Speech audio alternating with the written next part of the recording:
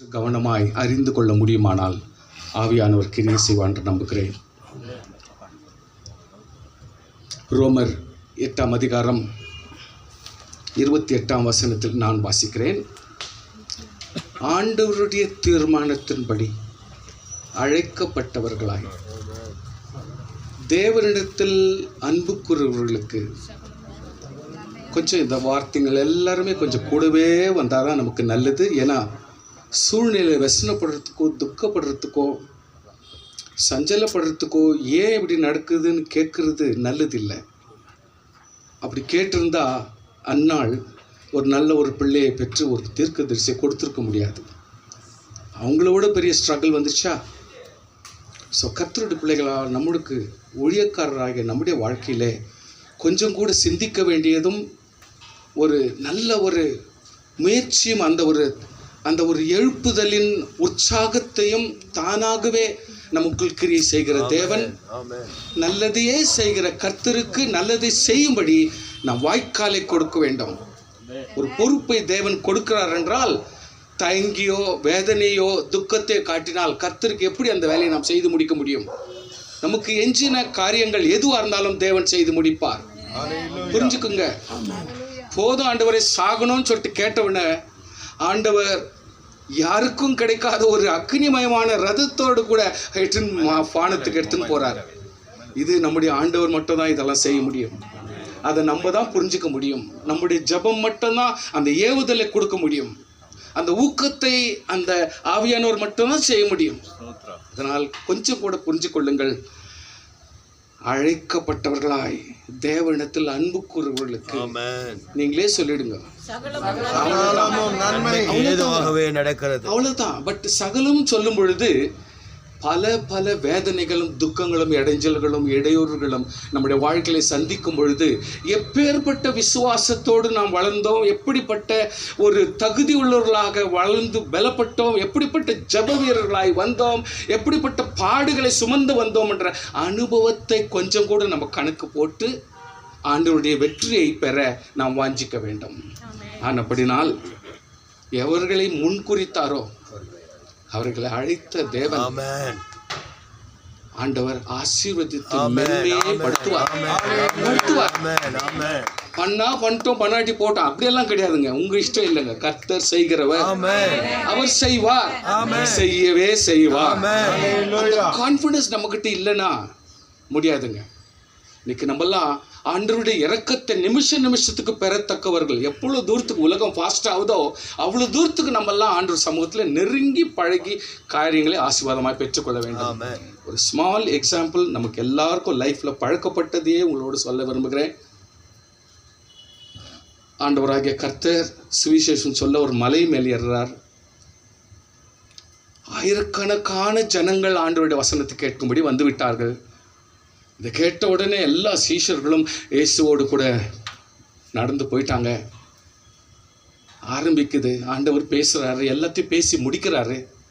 ஆண்டவருக்குள்ளாக ஒரு ஒரு ஒரு ஒரு தெய்வத்துவமான அந்த வேதனை, அந்த ஒரு துக்கம், அந்த ஒரு நன்மை செய்ய வேண்டும் என்ற ஒரு ஆசைப்பட்டு சொல்கிறாரு, இவங்க எல்லாருக்கும் சாப்பாடு கொடுக்கணும்.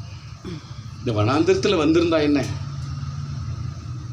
இல்லாத இடத்துல வந்திருந்தா என்ன, ஆசீர்வாதம் கிடைக்காத இடத்துல வந்தா என்ன? அப்போ அவங்க வர்றது வெறும் வசனத்தை மட்டுமா? அழைக்கிற தேவன் வெறும் வசனத்தை மட்டும் இல்ல, ஆண்டவர் ஆசீர்வாதத்தை கூட்டி சேர்த்து கொடுக்கிறார். கொஞ்சம் புரிஞ்சுக்குங்க. அவர் அழைச்சிட்டாரு, நான் பாடுபடுற வேதனை. துக்க வார்த்தைகள் பேசாதீங்க, வேதனையான வார்த்தைகளை சொல்லாதீங்க. அது நம்ம கூட வர்ற விஷயங்கள் பரவாயில்ல, ஆனால் நன்மை கொடுக்காமல் விடவே மாட்டார். உங்களுடைய உள்ளத்தின் ஆழத்தில் இருக்கிற வேதனை அறிகிற கர்த்தர், பெருமூச்சுகளை கேட்கிற கர்த்தர் என்பதை சும்மா போதிச்சா போதாது, அனுபவிக்கணும். சாமி அனுபவிக்கணும். அந்த கர்த்தர் நம்ம அழைத்தாரனால் அவர் நிச்சயமா ஆசீர்வாதமாய் நடத்துவார். சீஷர்கள் சொல்றாங்க, ஐயா 200 பணத்துக்கு நான் வாங்கினா கூட எப்படியே இவ்வளோ பேருக்கு கொடுக்க முடியும்? போய் பாருங்கப்பா, எப்படி என்ன செய்யலாம் பாருங்க. திகைக்கிறாங்க, அவதிப்படுறாங்க, இங்கே போகிறாங்க அங்கே போகிறாங்க. எப்படியும் முடியாதுன்னு தெரியும். எப்படி முடியாதுன்னு தெரியும். இவ்வளோ ஜனங்களுக்கு ஒரு சாப்பாடு கொடுக்கணும்னா, ஒரு பன்னாவது கொடுக்கணும்னா அதுக்கு வாய்ப்பே இல்லைன்றது நல்லா தெரியும். இருந்தாலும் ஆண்டவருடைய வார்த்தைக்கு கீழ்ப்படிந்து என்னென்ன ட்ரை பண்ணுறாங்க, அவங்களுடைய கிமிக்ஸ், அவங்களுடைய பிரயாசங்கள், எல்லா ட்ராமாஸும் நம்ம பண்ணுறோம் இல்லைங்களா, அதான் பண்ணுறாங்க. ஆனால் ஒரே ஒரு ஆப்ஷன் அவங்க எடுக்கிறாங்க. ஆண்டவர் சொன்னதை செய்ய முடியலை ஆகட்டும். ஒரு பையன்கிட்ட எத்தனை அப்போ எத்தனை மீன் கொடுக்க முடியல.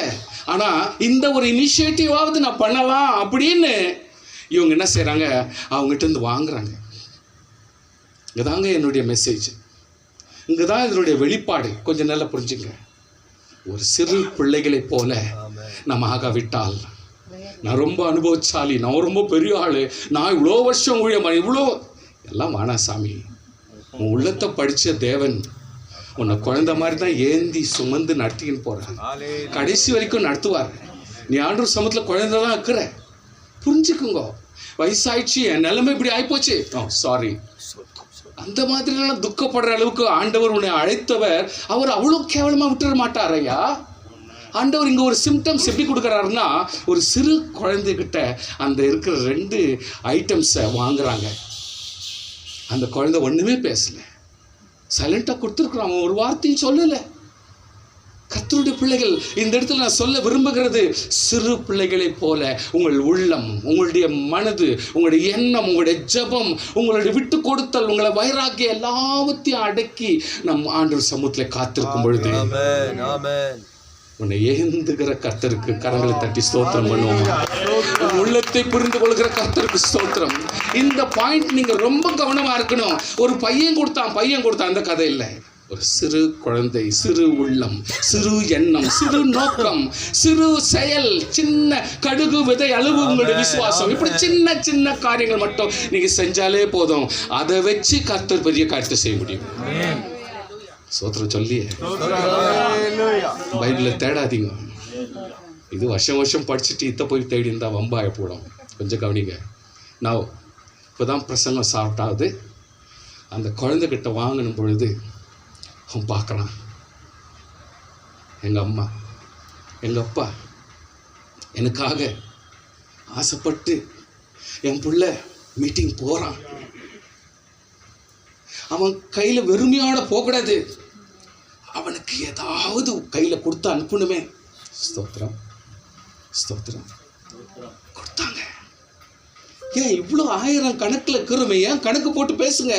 ஏன் இவன் மட்டும் கொண்டாடுறான், அவங்ககிட்ட மட்டும் தான் இருந்துச்சு. வாய் நான் என்னன்றேன், ஆசீர்வாதத்தினுடைய சாதகமும் உங்களுடைய வாழ்க்கையில் காணப்படலை, சந்தோஷத்தினுடைய ஒரு சிம்டம்ஸும் வாழ்க்கையில் காணப்படலை, ஒரு ஆறுதலின் சிம்டம்ஸ் உங்ககிட்ட காணப்படலை. ஐயா, என் தேவனாகிய கர்த்தர் உங்களை நடத்துகிறது நிச்சயம். ஏன்னா அழைத்தவர் அவர் உண்மை உள்ளவராக இருப்பார். எல்லாருடைய சாட்சி அது. அந்த கர்த்தருக்கு முன்பாக நம்மெல்லாம் ஆண்டவரை கேவலப்படுத்தக்கூடாது. அவர் நடத்துவார், கண்டிப்பாக நடத்துவார். ஹல்லேலூயா. அவர் போதுமானவர். இந்த பிரெட்டும் மீனத்தையும் வாங்கின்னு போகணுங்க, வேறு வழி இல்லை. எப்படியோ கடவுளுக்கு சமர்ப்பிக்கணும். ஆண்டவராகிய தேவனிடத்தில் கொண்டு போய் சமர்ப்பிக்கிறாங்க. we need to submit. நம்முடைய பிரயாசம் சின்னதாக இருக்கட்டும், நம்முடைய விசுவாசம் கொஞ்சமாக இருக்கட்டும், நம்முடைய வேதனை எவ்வளோ தூரத்துக்கு போட்டோம், ஆனால் நம்முடைய பிரயாசத்தை கொஞ்சமாக இருந்தாலும் we need to submit to the Lord. புலம்புவோம், ஆனால் ஆண்டவர் சமூகத்தில் ஒப்பு கொடுக்க மாட்டோம். சில நேரத்தில் அப்படியே அழுவோம், ஆனால் ஒப்பு கொடுக்க வேண்டியது மட்டும் ஒப்பு கொடுத்துருக்க மாட்டோம். இதெல்லாம் தப்பு. லிட்ரலாக தேவனோடு பழகணும், லிட்ரலாக தேவனோடு பேசணும், லிட்ரலாக தேவனோடு அப்படியே அந்யோன்யமாக ஐக்கியமாக வாழணும். சாமி வாழணும். சொல்லுங்க, உங்களை அப்படியே குழந்தை மாதிரி தூக்கிக்கிற கர்த்தர்கிட்ட நீ, அதாவது காலோட்குள்ளே நடக்கும் பொழுதே நீ அவதிப்பட்டா, குதிரை ஓடுற ஓட்டத்துக்கு நீ எங்கேருந்து ஓடுவேன்? ஓட ஆரம்பிச்சு சார் இந்த உலகம், நட போட்டத உலகம் இப்பொழுது குதிரை ஸ்பீடில் போயின்னுக்குதே சார். பாவமும் அக்கிரமும் அநியாயமும் அவ்வளோ ஸ்பீடில் போகுது, பேச முடியல. இன்றைக்கி தவிக்கிறோம். ஏன்? நம்ம போட்ட ஃபவுண்டேஷன் தப்பாக போச்சு. நம்ம கூட வளர்த்தது தப்பாக போச்சு, நடத்தது தப்பாக போச்சு, நம்முடைய லீடிங் தப்பாக போச்சு. இப்போ யோசித்து பிரயோஜனம் இல்லை. கர்த்தர் உன்னை ஆசீர்வதிக்க முடியும். பையனை பிரெட்டை கொண்டு போய் கொடுத்தாங்க, வாங்கினாரு, ஜெபிச்சாரு. அந்த பையன் பார்க்குறான், எங்கள் அம்மா எங்கள் அப்பா கொடுத்த சாப்பாடு இன்னைக்கு நான் கொண்டு வந்தேன். இன்றைக்கு என் கையில் இருந்தது, இன்றைக்கு என் ஆண்டவராகிய இயேசுவின் கையில் இருக்குது. ஹல்லேலூயா, ஹல்லேலூயா. நல்ல கவனம் பண்ணீங்க. இப்பொழுது என்னோடு இருந்தது என்னுடையதாக இருந்தது, இப்பொழுது என் கையில் இல்லை, என் ஆண்டவருடையதாய் மாறிவிட்டது. ஹல்லேலூயா, ஹல்லேலூயா. நெக்ஸ்ட் என்னாச்சுன்னா, அந்த ஆண்டவர் அதை எடுத்தவர் ஆசீர்வதிக்க ஆரம்பித்து விட்டார். ஹல்லேலூயா. என் கையில் இருந்த 5 அப்பம் 2 மீன் கூட ஆண்டவர் ஆசீர்வதிக்க முடியுமா? நானா கொண்டு போய் கொடுத்துருந்தா கூட என் ஆண்டவர் அதை ஏற்றுக்கொண்டிருப்பாரா? அந்த ஒரு சிம்டம்ஸ், அந்த நுணுக்கத்தை என்னால் புரிஞ்சுக்க முடியலையே. ஆனால் இப்பொழுது என்னுடைய பாஸ்கெட்டில் இருந்த சாப்பாடு இன்னைக்கு என் ஆண்டவருடைய கரத்தில் உண்டு. கரங்களை தட்டி ஸ்தோத்திரம் பண்ணுங்க. ஹல்லேலூயா. என்னுடைய பிரயாசமும் என்னுடைய வாஞ்சையும் என்னுடைய ஜெபமும் உங்களுடைய அழையும் உங்களுடைய துக்கம் எக்ஸெட்ரா எக்ஸெட்ரா என்னன்னா போட்டுங்க, அது என் ஆண்டவருடைய கரத்துக்கு போக நீ வசதி கொடுப்பாயானால் என் ஆண்டவர் கண்டிப்பாக சார். உங்களுடைய வார்த்தைகளுக்கு ஆண்டவர் விடுதலை கொடுக்க போதுமானவர். ஹல்லேலூயா. இன்றைக்கு ஆண்டவருடைய கையில அந்த ஆசீர்வாதமான பொருளாக மாறுது. ஆண்டவர் சொல்றார், எல்லாரும் 50 பேரா உட்காரை. நாங்க 5 அப்பம் 2 மீன். ஆண்டவர் சொல்றார் 50 பேரா உட்காரை, 50 பேரா உட்காரை. ஏன் ஒரு பேட்சா? ஸ்தோத்திரம். பையன் பார்க்குறான், நான் கொடுத்த ஆசீர்வாதமான சின்ன தயவு தான், ஒரு சின்ன பிரயாசம் தான், ஒரு சின்ன ஒப்பு கொடுத்தல் தான், சின்ன ஈகை தான். இன்றைக்கு என் ஆண்டவருடைய கரத்தில் 50 உட்கார வைத்து ஆசீர்வதிக்க ஆரம்பித்து விட்டார்கள். ஹல்லேலூயா. ஆண்டவர் எடுத்தார், ஆசீர்வதித்தார். உடனே கர்த்தர் சொன்னார், கொண்டு போய் எல்லார்ட்டையும் கொடு. எட்டி பார்க்குறாங்க. ஆயிரக்கணக்கான ஜனங்க இப்ப சாப்பிட ஆரம்பிச்சிட்டாங்க. எனக்கு வேணும். அநேகருக்கு நீங்கள் ஆசீர்வாதமாக உன்னுடைய சின்ன விதை, உன்னுடைய சின்ன ஜெபம், உன்னுடைய சின்ன கண்ணீர் ஜெபம், அது ஆசீர்வாதமாய் நீ மாற்று. ஹல்லேலூயா. நீ அதை ஆசீர்வாதமாய் மாற்று. அது கர்த்தர் உன்னுடைய கரங்களை கொடுத்திருக்கிறார். ஹல்லேலூயா. தேவ ஊழியன் அல்லவா?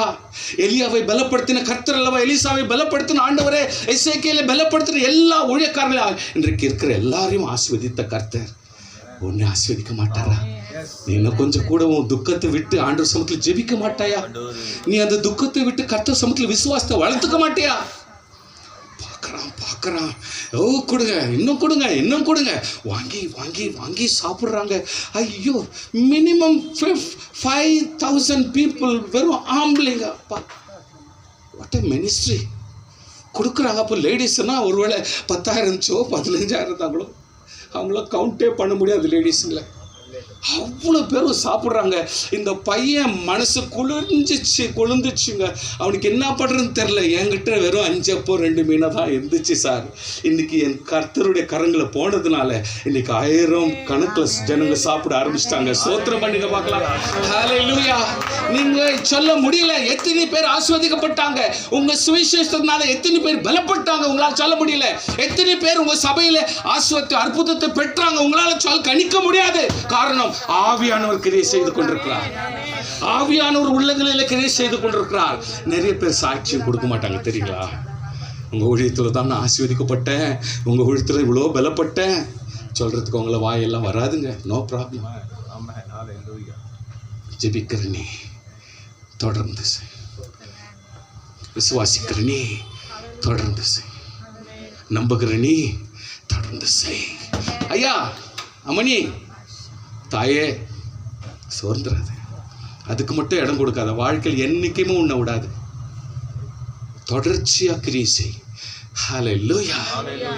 கொடுத்தாங்க ஆசீர்வாதம் கொடுத்தாங்க. பார்க்கறான். அட விந்தையா லைஃப்ல நான் எவ்வளோ வாட்டி என்னென்னத்தையும் எடுத்துன்னு போயிருக்கிறேன். இன்றைக்கு 5 அப்பம் 2 மீன் வந்து எப்படியாப்பட்ட ஸ்டேட்டஸ் கேட்டுன்னு போயிடுச்சு பார்த்தீங்களா? ஐயா, நினச்சிங்களா இன்னைக்குண்ணா நான் ஊழியக்காராவேன், நான் இப்படியெல்லாம் செய்வேன் நம்பினீங்களா? எப்படா நீங்கள் இன்னைக்கு அறியாத எத்தனையோ லேடிஸ் ஊழியம் செய்கிறாங்க, யாரும் அது கணக்கில் வைக்கிறது இல்லை. No problem, no problem. அது தேவையில்லாத கதை. உங்கள் ஜபத்தை கேட்கிறவர் கர்த்தர், உங்களுடைய விசுவாசத்தை பார்க்கிறவர் கர்த்தர், உங்களுக்கு அபிவிருத்தி கொடுக்கிறவர் கர்த்தர், நீங்கள் காணாத ஜனங்களை ரட்சித்து ஆசீர்வாதத்தில் கொண்டு வருவர் கர்த்தர். அதையே இன்ஸ்டால்மெண்ட்ல கொடுக்குறீங்க. ஜாஸ்தி நல்ல சத்தமா போடுங்க, கை தட்டி சத்தமா சத்தம் போடுங்க. ஐயா, மிச்சம் 12 கூட எடுத்தாங்க. 5 அப்போ 2 மீன் தான் நான் கொடுத்தேன். எனக்கு எத்தனை வேணாலும் கொடுக்கறதுக்கு வந்துடு. எடுத்துக்கடா தம்பி, எடுத்துக்கடா குழந்தை, எடுத்துக்கடா தங்கம். இன்னைக்கு கொடுக்குறாங்க ஐயா. இன்னைக்கு என்கிட்ட இருந்திருந்தா அந்த 5 அப்போ 2 மீன் அவ்வளோதான், ஃபினிஷ்ட். கணக்கு போட்டு நீங்கள் வச்சுக்கணும். 5 அப்போ 2 மீன் அவ்வளோதான், முடிச்சுட்டுக்கோ கதை. ஆனால் இன்னைக்கு இது மல்டிப்ளைட். உன் வாழ்க்கையில் எவ்வளோ சேலஞ்ச் மேலே நீ விசுவாசம் வைக்க முடியுமா? உன்னுடைய விசுவாசத்தின்படியே கர்த்தர் ஆக்கடவுள். நீ இன்னும் விசுவாசிக்க முடியுமா? நம்ப முடியுமா? கர்த்தர் உன் விசுவாசத்தின்படி உன்னை பலப்படுத்த முடியும். இன்றைக்கு சார் யாரா இருந்தாலும் பரவாயில்ல, உங்களை ஆசீர்வதிக்க முடியும். அப்படி ஆசீர்வதிக்கப்பட்டவன், ஒரு அனாதி ஹாஸ்டல்ல படிச்சுவேன். இன்றைக்கு கர்த்தருக்குள்ளாக ஒரு ஸ்கூலை நடத்துகிறேன், சர்ச்சை நடத்துகிறேன், பலருக்கு ஆசீர்வாதமாக்குறேன், ஒரு கம்பெனி வச்சிருக்கிறேன். அவ்வளோ ஈஸி இல்லை. உயர்த்தணும்னா இயேசு உன்னை உயர்த்துறாரு, அவனை ஆசீர்வதிக்கிறாரா? வாழ்த்துலேருந்து பணத்தை கொட்டுறாருன்னா எங்களை அடிச்சுவங்க எங்களை. நான் சொல்லுவேன், நானே எங்கள் அண்ணனுக்கு பணத்தை கொட்டினவன், நானே வீடை கட்டி கொடுத்தவன், நானே ஆசீர்வாதத்தை கொடுத்தவன். இன்னைக்கு குடும்பத்துக்கு நான் உதவியாக இருக்கிறேன். ஏன் இந்த ஒரு 2 வார்த்தை ஒண்டி சொல்கிறேன்னா, நீங்கள் யாராக இருந்தாலும் பரவாயில்ல, உங்களுடைய விசுவாசத்தை, உங்களுடைய நம்பிக்கை, உங்களுடைய சின்ன டெடிகேஷன், சின்ன ஒப்பு கொடுத்தல், சின்ன தியாகம் இன்றைக்கு கர்த்தர் ஆலமரமாக மாற்ற முடியும்னு சொன்னால் அது பெரிய கதை இல்லை. இது பாருங்கள், இந்த எக்ஸாம்பிள் நீங்கள் எவ்வளோ வருஷமாக படிச்சிருப்பீங்க. எப்படிக்கு இது பாருங்கள். இந்த பையன் அவன் பூமி மேலே இல்லை சாமி, அவன் பூமி மேலே இல்லை. அவன் இவ்வளோ கூட கர்த்தர் செய்ய முடியுமா? சின்ன உள்ளம், உன் சின்ன தியாகம், உன் சின்ன டெடிகேஷன் கர்த்தரை ஆசீர்வதிப்பார். வேதனைப்படுற வயசான தாயே, தகப்பனே, என்னை யாரும் கண்டுக்க மாட்டேன்றாங்க, என்னை யாருமே கேர் பண்ண மாட்டேன்றாங்கன்னு சொல்கிறேன். அப்பா, நான் சொல்கிறேன், என் இயேசு உன்னை கேர் பண்ணுறார். என் இயேசு உன்னை கேர் பண்ணுறார். ஆவியானவர் உன் கூடவே சுத்துறாரே, அதை நீ கவனிக்க மாட்டேன்றியே. கவலைப்படாத, சின்ன பிரயாசம், கர்த்தர் ஆசீர்வதிப்பார். இதோடு முடிச்சுக்கிறேன். தைரியமாக இருங்க. எங்களை மாதிரியெல்லாம் அர்ப்பணை இவ்வளோ தூரம் பலப்படுத்துகிற கர்த்தர் உங்களை விட்டுருவாரா? ஆமென். ஸ்தோத்திரம் சொல்லுங்க பார்க்கலாம். ஹல்லேலூயா. ஸ்தோத்திரம்.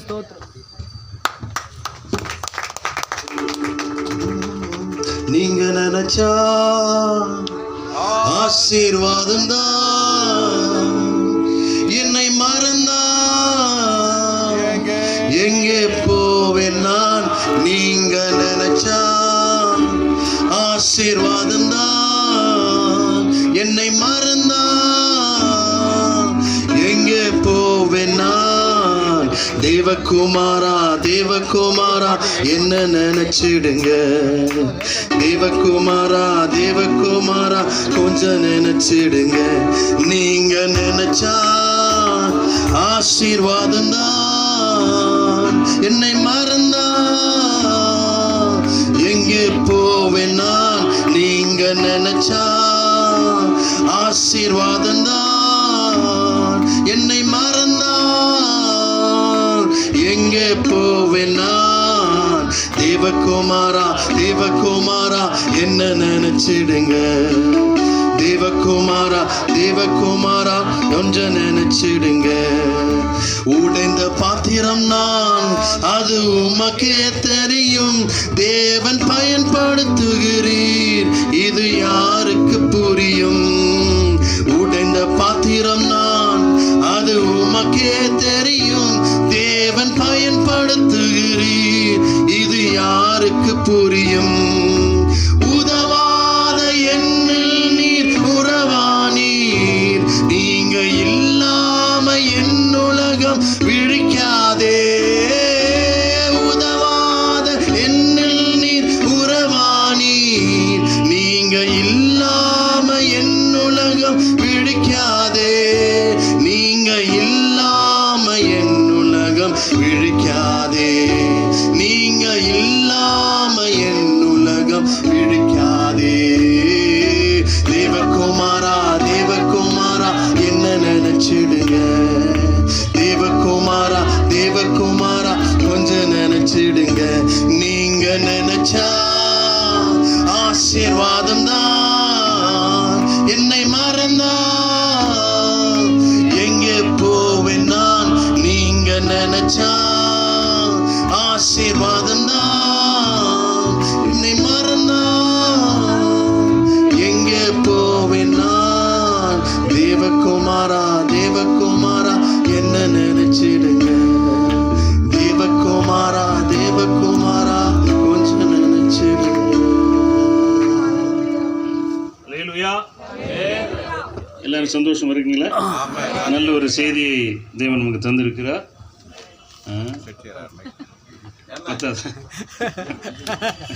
ஹல்லேலூயா. ஹல்லேலூயா.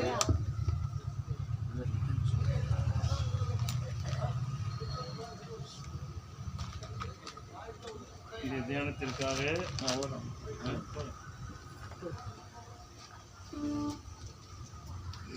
பிரசங்கி 3ஆம் அதிகாரத்தில் எக்லீசியாஸ்டிஸ் 3:11 அவர் சகலவற்றையும் அதினதின் காலத்திலே நேர்த்தியாக செய்திருக்கிறார், உலகத்தையும் அவர்கள் உள்ளத்திலே வைத்திருக்கிறார். ஆதலால் தேவன் ஆதி முதல் அந்த மட்டும் செய்து வரும் கிரியையை மனுஷன் கண்டுபிடியான். ஆமென். ஹல்லேலூயா. இங்கு பிரசங்கிலே தெளிவாய் சொல்லப்பட்டிருக்கிறது, அவர் சகலத்தையும் அதனதின் காலத்திலே நேர்த்தியாய் செய்திருக்கிறார். ஹல்லேலூயா. தேவன் ஒரு நாளும் தவறு செய்வதில்லை. அதனதின் காலத்தில் நேர்த்தியாக செய்திருக்கிறார் என்றும் உலகத்தையும் அவர் உள்ளத்தில் வைத்திருக்கிறார். அது எல்லாவற்றையும் நேர்த்தியாய் செய்தான தேவன் இந்த உலகத்தையும் உள்ளத்தில் வைத்திருக்கிறார். இதான் இங்குள்ள இந்த நாளிலே உலகத்தை உள்ளத்திலே வைத்திருக்கிறார். இங்கிலீஷ்ல எப்படி இருக்குது? இங்கிலீஷ்ல okay. Eternity into hearts, man's heart. இங்கு இருதயத்தில் ஹார்ட் உள்ளத்திலே வைத்திருக்கிறார். ஆதலால் தேவன் ஆதி முதல் அந்த மட்டும் செய்து வரும் கிரியை மனுஷன் கண்டுபிடியான். ஆதி முதல் அந்த மட்டும் தேவன் செய்கிறதான கிரியை மனுஷன் கண்டுபிடிக்காம இருக்கிறதுக்கு காரணம் அவனுடைய உள்ளத்திலே உலகம் இருக்கிறபடியினால தான் தேவனுடைய கிரியைகளை கண்டுபிடிக்க முடியாது என்று இவர் தெளிவாய் சொல்கிறார். Also he hath set the world in their hearts. World in their heart. இது உலகத்தை அவர்கள் உள்ளத்திலே வைத்திருக்கிறார். ஏன் வைத்தார் இல்லையா? எல்லாவற்றையும் அதனதின் காலத்தில் நேர்த்தியாய் செய்தான தேவன் இந்த உலகத்தையும் நம்முடைய உள்ளத்தில் வைத்திருக்கார். அதனால தான் கவலை. இது நம்முடைய வாழ்க்கையில் கவலையும் துக்கமும் பாடலும் எங்கே இருக்குது? உலகத்தில் இருக்குது. இந்த உலகம் நமக்குள்ள இருக்குது. எது? உள்ளத்தில் இருக்குது. எது? உலகம் வேற எங்கேயும் கிடையாது, நமக்கு உள்ள இருக்கிறதுனாலதான் தேவனுடைய கிரியைகளை கண்டுபிடிக்க முடியறதில்லை. அதனால தேவ ஜனங்களே அழுகிறதுக்கு காரணமே தேவன் செய்த கண்டுபிடிக்காமல் இருக்கிறதுக்கு காரணம் நமக்கு உள்ளே உலகம் இருக்கிறது. அதான் பரிசுத்த யோவான் சொல்கிறார், உலகத்தில் இருப்பவனிலும் ஆமென் ஹல்லேலூயா. அப்ப உலகத்தில் இருப்பவன் யார்? பிசாசு. உலகம் எங்க இருக்கு? அப்ப பிசாசு எங்க இருக்கிறான்? இங்க உலகம் இல்ல, எங்க இருக்கிறான்? அதான் உண்மை. இது உலகம் நமக்குள்ள இருக்குது, பிசாசு உலகத்தில் இருக்கிறான். அப்ப உலகம் எங்க இருக்குது? நாம் கவலைப்பட்டது காரணம் உலகம் நமக்குள்ள இருக்கிறதுனால. இது அப்ப இந்த உலகத்திலே இருக்கிறதான மனுஷன் தேவனுடைய கிரியைகளை கண்டுபிடியான் என்று அவர் தெளிவாய் சொல்கிறார். அப்ப நம்முடைய வாழ்க்கையில கடவுள் பெரியவராக இருக்கிறாரா, சாத்தான் பெரியவனா இருக்கிறானா? இதான் நம்முடைய கேள்வி. இது நாம் தேவனுடைய ஊழியக்காரன், தேவனுடைய ஜனங்களுமாக இருக்கிறோம். தேவன் அதினதின் காலத்தில் எல்லாவற்றையும் நேர்த்தியாய் செய்திருக்கிறார். உலகத்தையும் உள்ளத்திலே வைத்திருக்கிறார். அதனால மனுஷன் தேவனுடைய கிரியைகளை கண்டுபிடியான். அப்போ நம்முடைய வாழ்க்கையில் இந்த உலகத்தினுடைய காரியங்களுக்காக நம்ம கவலைப்பட்டு பழகிட்டோம். இது ஏன் துக்கம் வருது, ஏன் கவலை வருது, ஏன் கண்ணீர் வருதுன்னா உலகத்தினுடைய காரியங்கள் நம்முடைய வாழ்க்கையில் நடக்கிறபடினால உலகத்தோடு ஒத்த வேஷம் தரித்து வாழ்கிறதுனால தான் நம்முடைய வாழ்க்கையில் கவலை, கண்ணீர், துக்கம். இப்போ இவர் பேசினார், கர்த்தர் உங்களை கைவிடாது இருப்பாருன்னு. எத்தனை பேர் விசுவாசிக்கிறோம்? ஆனால் இந்த விசுவாசம் நம்முடைய வாழ்க்கையில நடக்கிறதான சம்பவங்களை குறித்து பார்க்கும் பொழுது கவலை தான். விசுவாசம் இருக்கிறது எங்க? அப்ப இயேசு எங்க இருக்கிறாரு, பிசாசு எங்க இருக்கிறான்? இது மிக்ஸா இருக்க முடியாது, போகணும். சவுலை விட்டு இல்ல, சவுலுக்குள்ள ஆவி, தேவனுடைய ஆவி இருந்தது. பொல்லாத ஆவி வந்தப்ப போயிருச்சு. அப்பொழுது தாவீதை தேவன் அபிஷேகம் பண்ணினார். தாவீதை தேவன் அபிஷேகம் பண்ண பொழுது அவனுக்குள்ள தேவ ஆவி வந்த உடனே சவுலுக்குள்ள இருந்த ஆவி போயிருச்சு. பொல்லாத ஆவி அவனை அலட்டி கொண்டிருந்தது. தேவன் தான் அவனை ராஜாவாக அபிஷேகம் பண்ணினார். 2 வருஷம் தான் அவன் தேவனுக்கு முன்பாக ஒரு சரியான இஸ்ரவேலை ஆளுகிறதான ஒரு ராஜாவாக இருந்தான். 38 வருஷம் அபிஷேகம் இழந்து தேவனுக்கு பிரியமில்லாத காரியங்களை செய்து வாழ்ந்ததாக சரித்திரம் சொல்லுகிறது. அப்படின்னா தேவ ஊழியர்களாகிய நாம், தேவனுடைய ஜனங்களாகிய நாம் தேவனுடைய அபிஷேகத்தை பெற்றுக்கொள்ளும் பொழுது, தேவ ஆவியான் நமக்குள்ளே வரும் பொழுது, தேவனுக்கு ஏற்ற கிரியைகளை செய்யத்தக்கதாக நம்முடைய தேவன் நமக்குள்ளே பெரியவராய் வாழும் பொழுது பிசாசுக்கு அங்கே இடம் இல்லை. ஹல்லேலூயா. அப்ப உலகத்தில் இருப்பவனிலும் உங்களில் அப்படின்னு சொன்னா நமக்குள் யார் பெரியவராக இருக்கிறார் என்று நாம் விசுவாசிக்கணும். நாம் அதற்கு தேவனுக்கு இடம் கொடுக்க வேண்டும். தேவன் நம்முடைய வாழ்க்கையில பெரியவராக இருக்கிறாரா? உலகத்தில் இருக்கிறதான பிசாசான் நமக்குள்ளே பெரியவனாக இருக்கிறானா? அப்படின்றால் நம்முடைய கிரியைகள் எப்படிப்பட்டதான கிரியைகளாக இருக்கிறது? ஒரு மனுஷனுடைய கிரியையை பார்த்து அவனை எப்படிப்பட்டவன் என்று சொல்ல முடியும் இல்லையா? அப்ப நமக்குள் இருக்கிறதான நாம் செய்கிறதான சொல்லப்பட்டு இருக்கிறது, ஆதலால் தேவன் ஆதி முதல் அந்த மட்டும் செய்து வரும் கிரியை மனுஷன் கண்டுபிடியான் இல்லையா? தேவனுடைய கிரியை நாம் கண்டுபிடிக்கணும் அப்படின்னா நாம் எப்படி இருக்கணும்? தேவனுடைய அபிஷேகத்தை பெற்றவர்களாக, பொல்லாத ஆவி நம்மை விட்டு போயிடணும். தேவனுடைய அபிஷேகம் நமக்குள்ளே வரும் பொழுது தேவன் தாவீதை 3 விதத்திலே அபிஷேகம் செய்தார். ஒன்று பெத்லகேமிலே, அது அவங்களுடைய குடும்பத்தில் வைத்து தாவீது 16 வயது இருக்கும் பொழுது சாமுவேல் வந்து தாவீதை அபிஷேகம் பண்ணுகிறார். அந்த குடும்பத்துக்கு மாத்திரம் அது தெரியும், உலகத்திற்கு தெரியாது. அடுத்தபடியாக எப்ரோனிலே இல்லையா, யூதருக்கு மாத்திரம் ராஜாவாக ஒரு அபிஷேகம், சமஸ்த இஸ்ரவேலுக்கும் ராஜாவாக ஒரு அபிஷேகம். அப்ப தேவன் ஒரு அபிஷேகத்தோடு நிறுத்தல, தாவீதுக்கு 3 நிலவரத்திலே அபிஷேகம் செய்தார். காரணம் என்னவென்றால், அதான் இன்றைக்கு நான் யோசித்து கொண்டு இருக்கும் பொழுது, பரிசுத்தனுடைய அபிஷேகம் இல்லையா? 1 யோவானில் 2ஆம் அதிகாரத்தில் 17ஆம் வசனம் வாசிக்கிறோம். உலகமும் அது நிச்சயம் ஒளிந்து போம், தேவனுடைய சித்தத்தின்படி செய்கிறவனோ என்றென்றைக்கும் நிலைத்திருப்பான். 1 John 2nd chapter 27 verse. நீங்கள் அவரால் பெற்ற அபிஷேகம் உங்களில் நிலைத்திருக்கிறது. நீங்கள் அவரால் பெற்ற அபிஷேகம் உங்களில் நிலைத்திருக்கிறது. ஒருவரும் உங்களை இப்ப நீங்கள் பெற்றுக்கொண்டதான அபிஷேகம் ஹல்லேலூயா உங்களில் நிலைத்திருக்கிறது. அப்ப நாம் பெற்றுக்கொண்டதன் அபிஷேகம் நமக்குள் நிலைத்திருக்கும் என்று சொன்னால் தேவன் நம்முடைய வாழ்க்கையில என்ன செய்கிறார் என்பதை நாம் அறிந்து கொள்ள முடியும். யாரும் போதிக்க வேண்டிய அவசியம் இல்லை. நாங்கள் எழுதியிருக்கு இல்லையா? யாரும் போதிக்க வேண்டிய அவசியம் இல்லை. ஏனென்றால் ஆவியானவர் அபிஷேகம் செய்திருக்கிறார். அந்த அபிஷேகம் நமக்கு போதிக்கும், அந்த அபிஷேகம் நம்மை வழி நடத்தும். அப்படின்னால் இங்கு உலகம் நமக்குள்ள இருக்கிறபடினாலே பிசாசு அங்கே வாழ்ந்து கொண்டு தான் இருக்கிறான். அநேகருடைய வாழ்க்கையில் பார்க்குறோம், பரிசர்கள் தான், கிறிஸ்தவ ஜனங்கள் தான், ஒருவருக்கு ஒரு போராட்டம். இதெல்லாம் எங்கேருந்து வருது? விசுவாசிகள் தான், ஊழியக்காரங்க தான், நல்லவங்க தான். பார்க்கும்போது மனுஷன் முகத்தை பார்க்குறான் இல்லையா? அப்போ முகத்தை பார்க்குறேன், அவர் ரொம்ப நல்லவர், இவர் ரொம்ப நல்லவர் அப்படின்னு தான் நம்ம சொல்கிறோம். தேவன் எங்கே பார்க்குறாரா? ஆமென், ஹல்லேலூயா. அந்த இருதயத்தில் யார் இருக்கிறார்? தேவன் பார்க்குறாரு. எனக்கு முதலிடம் கொடுக்குறாங்களா, பிசாசுக்கு முதலிடம் கொடுக்குறாங்களா? இந்த உலகத்தில் எல்லோரும் பாடுபடுகிறாங்க, கஷ்டப்படுறாங்க. அந்த பிரசங்கில் பார்க்கும் பொழுது எல்லாம் மாயை மாயை மாயன்னு தான் எழுதியிருக்குது. எது? எல்லாம் மாயை.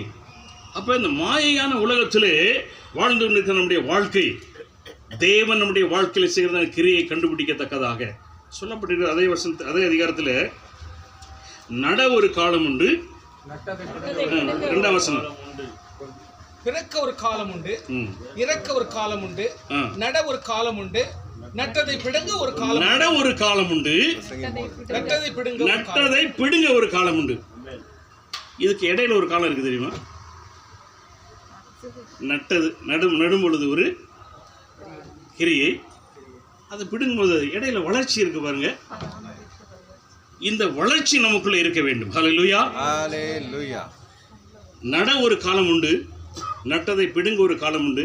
அந்த இடைக்காலம் பாருங்க நம்முடைய வளர்ச்சி. தேவன் நம்மை ஒரு இடத்துல நிலைநிறுத்திருக்கிறார் என்று சொன்னால் நிச்சயமாக நம்மை கொண்டு இந்த உலகத்திலே பெரிய காரியங்களை செய்வார். ஹல்லேலூயா. அப்ப இந்த இடைப்பட்ட காலத்திலே, அதான் கொலைசியர் 3ஆம் அதிகாரம் 16ஆம் வசனத்திலே வாசிங்க. கொலைசியன், புக் ஆஃப் கொலைசியன் நிருபம் 3ஆம் அதிகாரம் 16ஆம் வசனம். தேவ சமாதானம், கிறிஸ்துவின் வசனம் உங்களுக்குள்ளே சகல ஞானத்தோடும் பரிபூர்ணமாக வாசமாயிருப்பதாக. ஹல்லேலூயா. இங்கு உலகம் இருக்குது, அதுக்கு தலைவன் பிசாசு இருக்கிறான் இல்லையா? இங்கு தேவனுடைய வசனம் நமக்குள் இருக்கிறது, தேவன் வாசமாயிருக்கிறார் இல்லையா? இங்கு தெளிவாய் சொல்லப்பட்டிருக்கிறது. மீண்டும் வாசிங்க. அதை கிறிஸ்துவின் வசனம் உங்களுக்குள்ளே சகல ஞானத்தோடும் பரிபூர்ணமாக வாசமாயிருப்பதாக. ஏன்? சங்கீதங்களினாலும் இல்ல, போதும். இங்கு நம்முடைய வளர்ச்சி முக்கியம். கர்த்தர் நம்மை தெரிந்து கொண்டார், அவர் மீது விசுவாசம் உள்ளவர்களாக இருக்கிறோம். நம்முடைய வளர்ச்சி, தேவனுடைய வசனம் நமக்குள்ளே கிரியை செய்ய வேண்டும். அது கிரியை செய்வதற்காகவே தேவன் நம்மை அபிஷேகம் செய்கிறார். இந்த அபிஷேகம் நமக்கு தேவனுடைய வசனத்தை கொண்டு நமக்கு போதிக்கக்கூடியதாக இருக்கிறது. ஆவியானவர் வரும் பொழுது சகல சத்தியத்திற்குள் நம்மை நடத்துவார். அப்படி என்றால் தேவன் நம்மை அபிஷேகம் செய்து இருக்கிறார் சொன்னால் அபிஷேகம் நமக்குள்ளே இருக்கணும். இந்த அபிஷேகம் நமக்குள்ளே இருந்தால் தான் தேவனுடைய வசனம் நமக்குள்ளே வாழும் பொழுது, வாசமா இருக்கும் பொழுது அந்த வசனத்தினாலே ஆவியான நம்மை நடத்துவார். ஹல்லேலூயா. இதான் கிறிஸ்துவ வாழ்க்கையிலே நட ஒரு காலம், நட்டதை ஒரு விடுங்க ஒரு காலம். அப்ப நம்முடைய வாழ்க்கையில நட்டாரு, நம்முடைய வாழ்க்கை வளர்ச்சி. தேவனுடைய வசனம் நம்முடைய இருதயங்களிலே விதைக்கப்பட்டு இருக்கிறது. விதைக்கப்பட்டதான வசனம் நம்முடைய வாழ்க்கையில 30, 60, 100 பலன் கொடுக்க வேண்டும் என்று தேவன் விரும்புகிறார். ஹல்லேலூயா. அதை மனுஷன் கண்டுபிடிக்கணுமா? எது? தேவ ஜனமாகிய நாம், ஊழியக்காரர்களாகிய நாம் அதை கண்டுபிடிக்கணும். இதுக்காக நம்ம கவலைப்பட வேண்டிய அவசியம் இல்லை. கவலைப்பட்டாலே உலகம் நமக்குள்ள இருக்குன்னு அர்த்தம். இது இங்க கவலைப்படாதவங்க யாரும் இருக்காங்கிட்ட யாருமே கிடையாது தான். எது? கவலைப்படாதவங்க யாரும் இருக்கிறாங்கன்னா யாரும் இல்லை. ஆனால் நாம் கவலைப்படக்கூடாது. எத்தனை பேர் கவலைப்பட ஆசையாக இருக்கிறீங்க? சிலர் கவலைப்படுறதே ஒரு சந்தோஷம் இருப்பாங்க. சிலர் அழுகிறதே ஒரு சந்தோஷம். இது சிலருக்கு சண்டை போடுறதே ஒரு சந்தோஷம். சண்டை போடாதவங்க வேலையை சொல்லுங்களேன். ஆமென், ஹல்லேலூயா. விசுவாசத்துல சொல்லுங்க, இனிமே சண்டை போட மாட்டேன்னு. ஆமென், ஹல்லேலூயா. இது அப்ப நம்முடைய வாழ்க்கையில விசுவாசத்தின் வார்த்தைகள் புறப்பட வேண்டும். அதுதான் நம்முடைய வாழ்க்கை.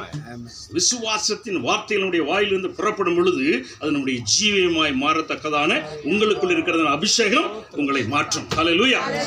ஏனென்றால் உலக சிநேகம் தேவனுக்கு விரோதமான பகை. அப்ப உலகம் நமக்குள்ள இருக்கிறது, அந்த உலகத்தை நாம் சிநேகிக்க கூடாது, அவ்வளவுதான். உலகம் நமக்குள்ள இருக்கிறது, தேவ வசனம் நமக்குள்ள இருக்கிறது, உலகத்தை நாம் சிநேகிக்க கூடாது. அது தேவனுக்கு விரோதமான பகை. நமக்குள்ளே உலகம் இருந்தாலும் கூட உலகத்தை நாம் சிநேகிக்க கூடாது. அதான் அதுக்கு உதாரணமாக சொன்னா, ஒரு கடலுக்குள்ள மீன் இருக்குது, ஆனா மீனுக்குள்ள உப்பு கிடையாது, இல்லையா? கடலுக்குள்ள மீன் இருக்குது, கடலெல்லாம் உப்பு தண்ணி தான், வாயில வைக்க முடியாது. ஆனால் அதற்குள்ள இருக்கிற மீனுக்கு உப்பு கிடையாது, இல்லையா? இதான் நம்முடைய வாழ்க்கையில உலகம் நமக்குள் இருந்தாலும் கூட அந்த உலகத்தை நாம் நேசிக்க கூடாது. உலகம் நமக்குள் இருக்கிறது வேதம் தெளிவாய் சொல்லுகிறது. உலகம் வேறத்தில் இல்லை, உலகம் உங்களுக்குள்ளதான் இருக்கிறது. ஏனென்று சொன்னால், நீ யார் என்று நீ அறியும்படிக்கு. உபாகமத்தில் 8ஆம் அதிகாரத்தில் 2ஆம் வசனத்தில் சொல்லப்பட்டிருக்கு. டியூட்டரோனமி 8:2 verse. நீங்கள் உங்க இருதயத்தில் என்ன இருக்குன்னு நீங்க அறியும்படிக்கு, இல்லையா? உன் தேவனாகிய கர்த்தர் உன்னை சிறுமைப்படுத்தும்படிக்கும் நம்முடைய கட்டளைகளை நீ கைக்கொள்ள மாட்டாயோ என்று அவர் உன்னை சோதித்து உன் இருதயத்தில் உள்ளதை நீ அறியும்படிக்கு உன்னை இந்த 40 வருஷம் அளவும் வனாந்தரத்திலே நடத்தி வந்த எல்லா வழிகளையும் நினைப்பாயாக. ஆமென், ஹல்லேலூயா. தேவன் நம்மை நடத்தி வந்தார். இப்ப பாஸ்டர் கிருபைநாதன் பாருங்க, ஒரு துக்கமும் வேதனை. ஏன்னா அந்த 10 வருஷம் இந்த வீட்டில் இருந்துட்டு நான் போறேனே அப்படிங்கிற ஒரு துக்கம் இருக்கு. ஆனா இதை விட நல்ல வீடு அவர் கொடுப்பாரு, விசுவாசிக்கிறீங்களா? ஹல்லேலூயா. இதை விட பெரிய வீடு உங்களுக்கு கர்த்தர் கொடுக்க போறாரு. தாவீதை தேவன் அந்த தேசத்திலே உயர்த்துவதற்கு ஒரு கோலியாத் தேவையா இருந்தான். தாவீதை தேவன் உயர்த்துவதற்கு ஒரு கோலியாத் தேவையாக இருந்தது. அந்த தேசம் அறியும்படிக்கு ஒரு கோலியாத் அவசியமாக இருந்தது. ஹல்லேலூயா. அப்படி என்றால் நம்முடைய வாழ்க்கையில ஒரு பெரிய சோதனை வரும் பொழுது தேவன் நம்மை உலகத்திற்கு வெளிப்படுத்துகிறார். நம்முடைய வாழ்க்கையை உலகத்திற்கு வெளிப்படுத்துகிறார். நம்முடைய ஊழியத்தை உலகத்திற்கு வெளிப்படுத்துகிறார். அப்படின்னு சொன்னால் ஒவ்வொருடைய வாழ்க்கையிலும் தேவன் செய்கிறதான காரியங்களை நாம் அறியும் பொழுது, அதான் வேதம் சொல்கிறது, உலகத்தை உள்ளத்தில் வைத்திருக்கிற. அதனாலதான் மனுஷன் தேவனுடைய கிரியைகளை அறிய மாட்டான். அப்படின்றால் நமக்குள் உலகம் இருந்தாலும் உலகத்தை நான் நேசிக்கவில்லை. ஆமென்.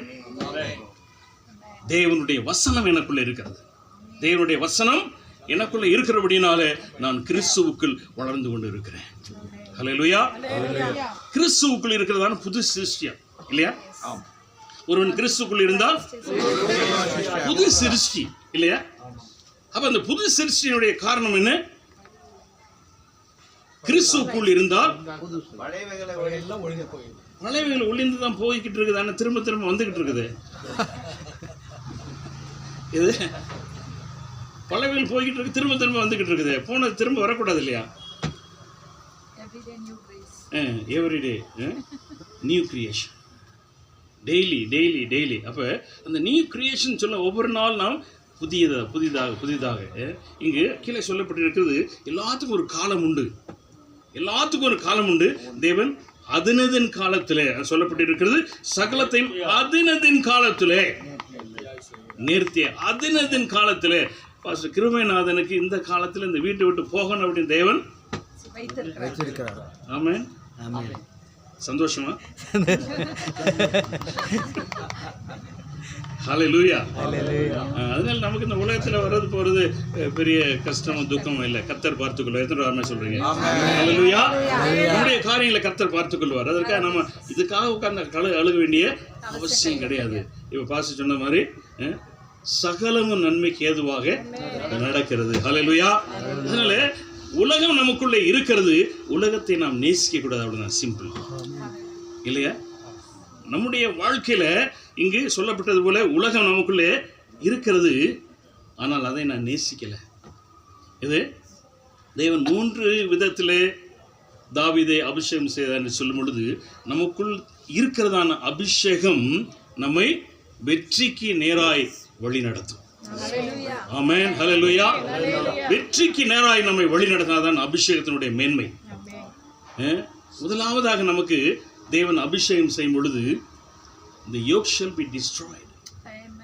உனக்கு விரோதமாக காணப்படுவதுதான் நுகத்தடிகளை முறித்து போடுவதுதான் அபிஷேகம். அப்படி என்றால் அநேகருடைய வாழ்க்கையில இந்த உலகம் உள்ளத்துல இருக்கிறதுனால உலகத்தினாலே கட்டப்படுகிறார்கள். தேவ ஜனங்கள் எல்லாருமே, எது அது ஊழியக்காரன் கிடையாது, விசுவாசிகள் கிடையாது, தேவ ஜனங்களே பிசாசானவன் என்ன செய்யறான்? கட்டுகிறான். உலகம் உள்ள இருக்குது, அதனால பிரச்சனையை கொண்டு வரான், கவலை வருது, தேவனுடைய ஊழியத்துக்கு தடை, ஆவிக்குரிய வாழ்க்கைக்கு தடை. எல்லாவற்றும் காரணம் உள்ளத்துக்குள்ளே உலகம் இருக்கிறது. அதனால் நம்ம நினைக்கிறோம் நம்ம பரிசுத்தவான்கள், நம்ம தேவனுடைய ஜனங்கள் ஒன்றும் நடக்காது அப்படின்னு. கர்த்தர் பார்த்து கொள்வார். ஆனால் நம்முடைய வாழ்க்கையில், உன்னுடைய வாழ்க்கை, உன்னுடைய இருதயத்தில் என்ன இருக்குன்னு நாம் அறியணும். அதான் உபாகமத்தில் படிச்சோம் இல்லையா, டியூட்டனமி 8ஆம் அதிகாரத்தில் 2ஆவது வசனத்தை வாசித்தோம் இல்லையா, உன் இருதயத்தில் உள்ளதை நீ அறியணுமா. உன்னுடைய விசுவாசம் எப்படிப்பட்டதாக இருக்கிறது, தேவன் உள்ளதான அன்பு எப்படிப்பட்டதாக இருக்கிறது, தேவனை உள்ளதான நம்பிக்கை எப்படிப்பட்டதாக இருக்கிறது என்பதை நீ அறியணும். தேவனை எவ்வளவு நாம் நேசிக்கிறோம் என்பதை வேற யாரும் இல்லை, நாம் அறிய வேண்டும். ஹல்லேலூயா. என்றால் நாம் நம்முடைய தேவனை அறிவதுதான் நித்திய ஜீவனுக்கு ஏதுவாக நம்மை கொண்டு செல்கிறது. ஹல்லேலூயா. அப்ப இந்த உலகத்திலே பரலோகத்தை நம்ம மிஸ் பண்ணா பாதாளம் நிச்சயம். பரலோகத்தை மிஸ் பண்ணா பாதாளம் நிச்சயம், அது தப்ப முடியாது. அப்படி நம்முடைய வாழ்க்கை பரலோகத்துக்கு போறதை மிஸ் பண்ணக்கூடாது. வேதம் சொல்லுகிறது, கர்த்தர் வருகிறார். கர்த்தர் வருகிறார் என்று நாம் விசுவாசிக்கும் பொழுது ஆயத்தமா இருக்க வேண்டும் என்பதை நாம் விசுவாசிக்கிறோம். ஹல்லேலூயா. கர்த்தர் வருகிறார் என்பது நிச்சயம்தான். ஆனால் நாம் எத்தனை பேர் ஆயத்தமா இருக்கணும் என்பதை நாம் அறிய வேண்டும். ஹல்லேலூயா. ஊழியம் செய்யறோம், ஜனங்கள் சர்ச்சுக்கு வராங்க, போறாங்க, இருக்கிறாங்க. அப்பப்போ உலகம் வெளியே வருது, இல்லையா? எப்பப்போ வருது? வந்து போகுது. இது வரவே கூடாது. அப்படி என்றால் கர்த்தராகிய இயேசு கிறிஸ்து வருகிறார் என்பது நிச்சயம்.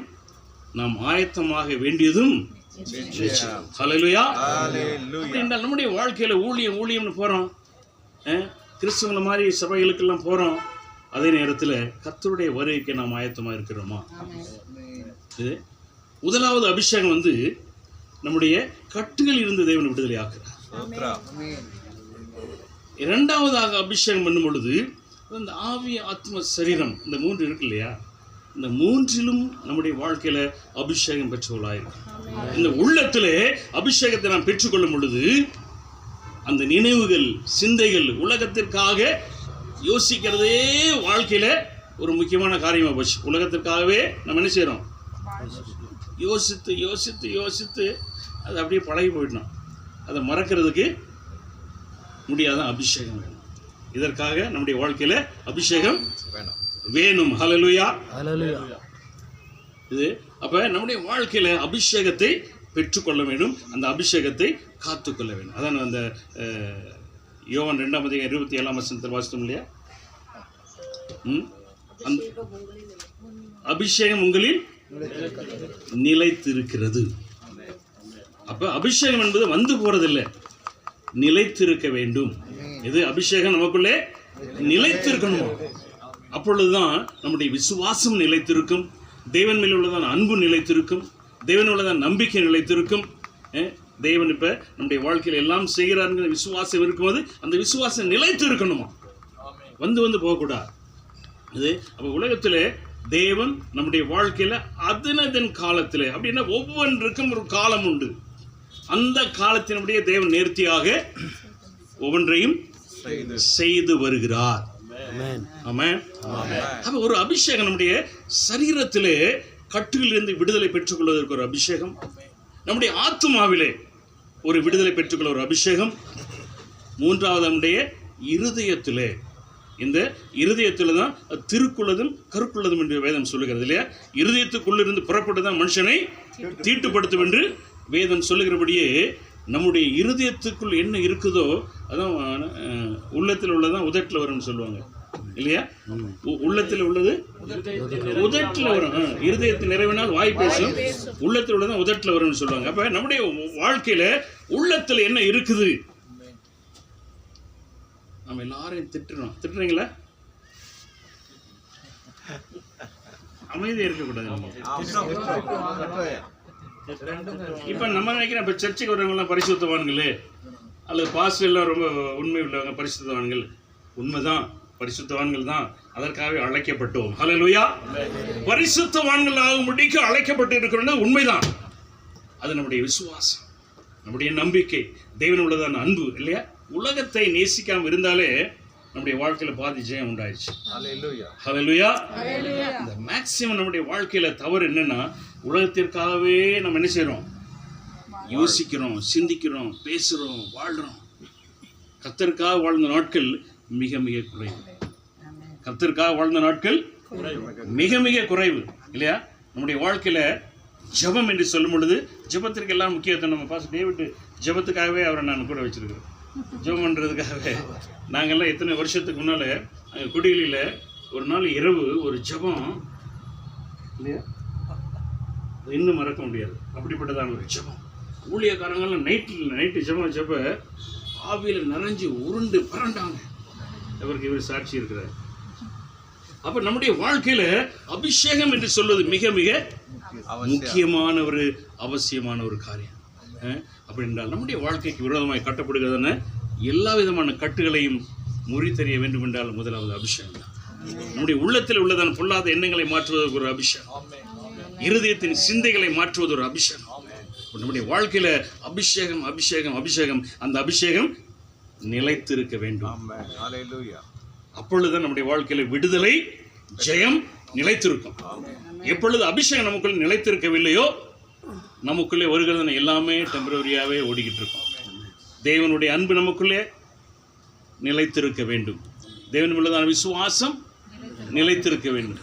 நம்முடைய ஜீவியத்திலே தேவன் எதையெல்லாம் விரும்புகிறாரோ, அதான் தாவீதை குறித்து பார்க்கும்பொழுது என்னுடைய இருதயத்திற்கு ஏற்ற ஒரு மனுஷனாய், தேவனுடைய இருதயத்திற்கு ஏற்ற, அதான் தாவீதை குறித்து எல்லாருக்கும் தெரியும் தான் இல்லையா? ஆமாம். அதனால இந்த நாட்களில் நம்முடைய வாழ்க்கையில் நாம் பெற்றுக்கொள்கிறதான அபிஷேகம் நம்முடைய வாழ்க்கையை மேன்மைப்படுத்தும். நாம் பெற்றுக்கொள்கிறதான அபிஷேகம் நம்முடைய வாழ்க்கையில் மேன்மையை கொண்டு வரும். அது மாத்திரமல்ல, கடைசி நாட்களில் இதான் ஐசாயா 21ஆம் அதிகாரத்தில் 11ஆம் வசனம் வச்சுங்க. ஏசாயா தீர்க்கதரிசி 21ஆம் அதிகாரத்தில் 11ஆம் வசனத்தில் 21:11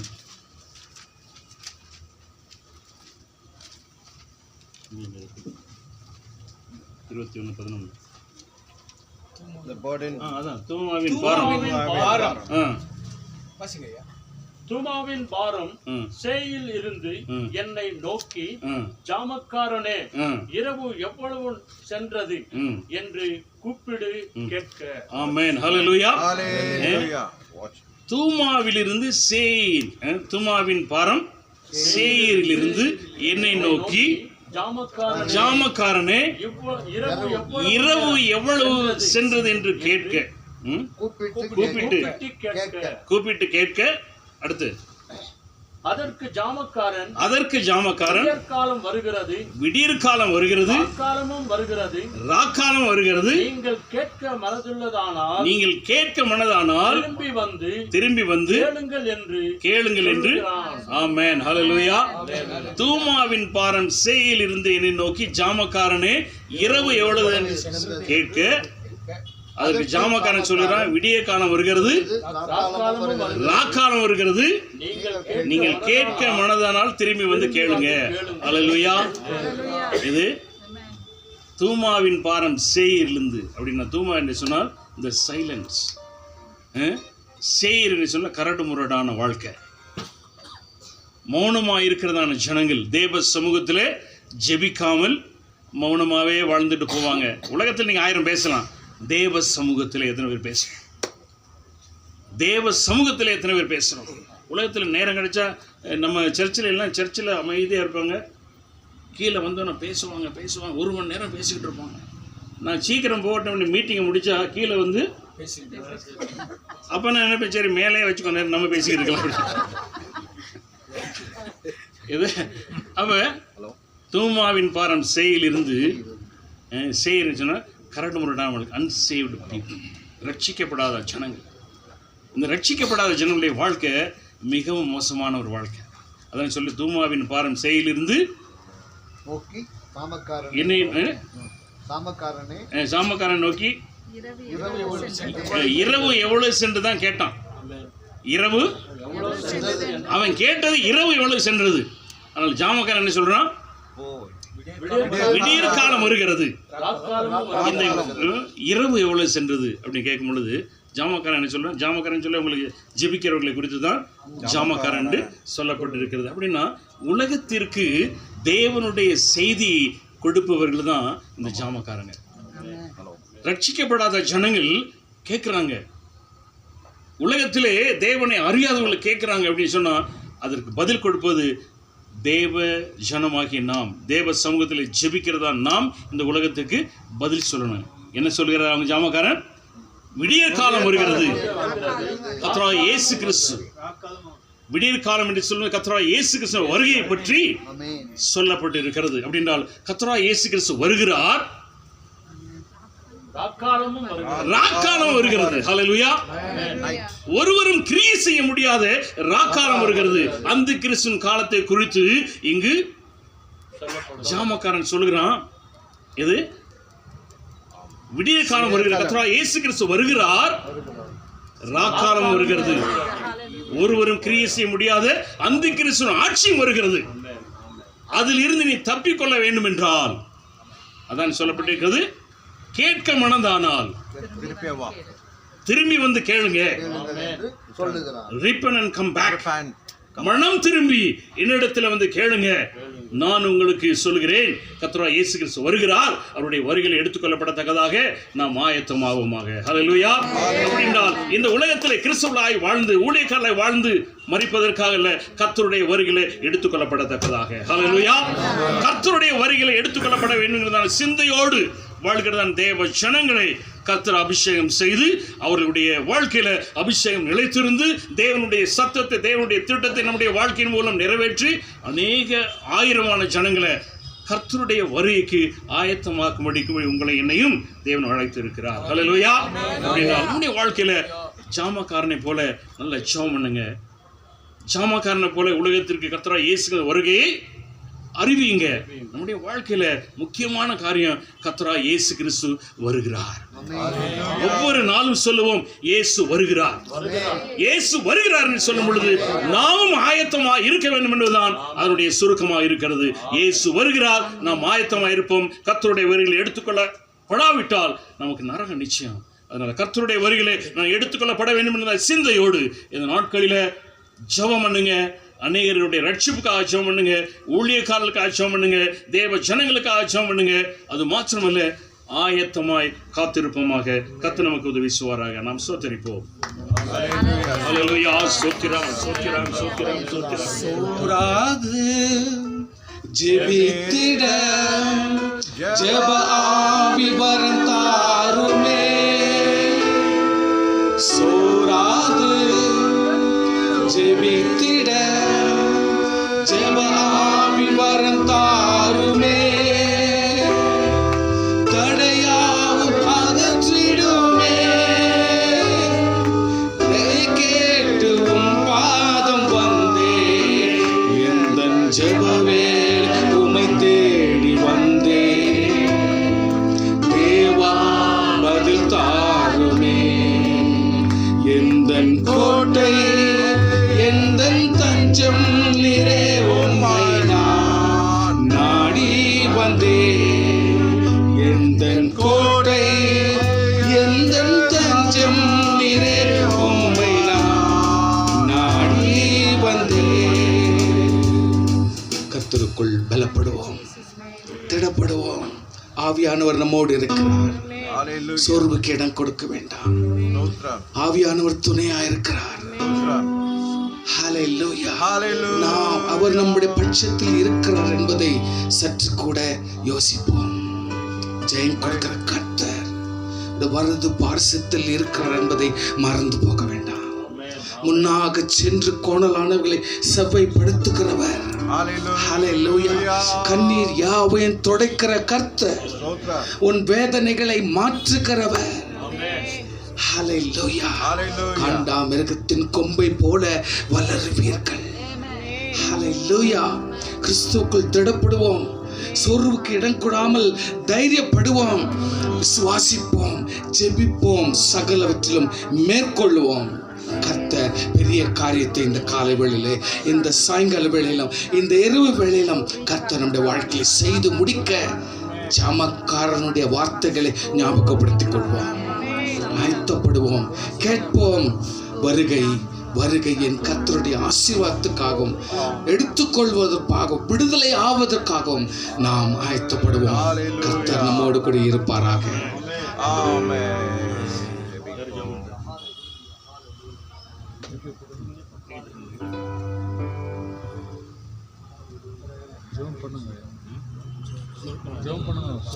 ஹல்லேலூயா. ஸ்தோத்திரம் ஆண்டவரை துதிக்கிறோம். துதிகளின் மத்தியில் வாசிக்கிற பரலோக பிதாவே, இந்த ஆசீர்வதிக்கப்பட்ட அருமையான வேலைக்காக நன்றியோடுமை ஸ்தோத்திரிக்கிறோம். இந்த நாட்களிலும் கூட கர்த்தாவே 10 வருடங்களாக இந்த இடத்துல பலிபீடத்தை கட்டி தொழுது கொள்ள தேவன் இரக்கம் செய்து அதற்காக உமக்கு கோடாக்கோடி ஸ்தோத்திரங்களை ஏறெடுக்கிற ஆண்டவரே. கர்த்தர் எனக்கு செய்த எல்லா உபகாரங்களுக்காக நான் நிலத்தை செலுத்துவேன். ரட்சிப்பின் பாத்திரத்தை எடுத்துக்கொண்டு என் ஜீவனுள்ள நாளெல்லாம் கர்த்தரை தொழுது கொள்ளுவேன். ஹல்லேலூயா. ஆண்டவரே கர்த்தாவே, இந்த நாளிலும் கர்த்தாவே, ஆண்டவரே கர்த்தாவே, இந்த ஜெபத்தை ஆசீர்வதித்துக்காக கோடாக்கோடி ஸ்தோத்திரம் ஆண்டவரே. ஆண்டவரே, எங்கள் அழைப்பை ஏற்று வந்துதானே ஒவ்வொருவருக்கும் கூட என் நன்றியும் வாழ்த்தலையும் கிரேஸ் காஸ்பல் சார்பாக தெரிவித்துக் கொள்ளுகிறேன். ஆண்டவரே, இந்த ஜெபத்தை கேட்டதுக்காக நன்றி. துதியும் கனமும் மகிமையும் உமக்கே செலுத்துகிறோம். இயேசுவின் நாமத்தில் தாழ்மையுடன் பணிவுடன் வேண்டிக் கொள்கிறோம் ஜீவனுள்ள பிதாவே. ஆமென். Praise the Lord. என் ஆத்துமாவே கர்த்தரை ஸ்தோத்திரி.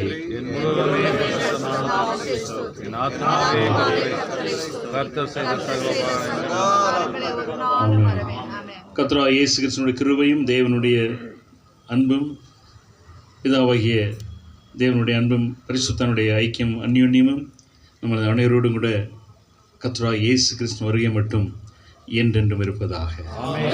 அல்லேலூயா. அல்லேலூயா. அல்லேலூயா. அல்லேலூயா.